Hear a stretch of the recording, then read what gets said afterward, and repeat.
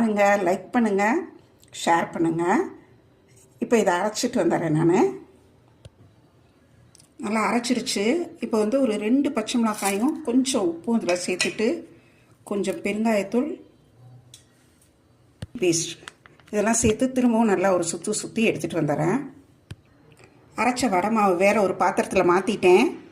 அரை கப்பை விட கூட தான் இருக்கும். 3/4 கப் முட்டைக்கோஸ் துருவுனது அதை இதில் நல்லா சேர்த்துறேன். இந்த வடை மாவில் கருவேப்பிலை இதையும் சேர்த்து நல்லா பிசைஞ்சிடலாம்.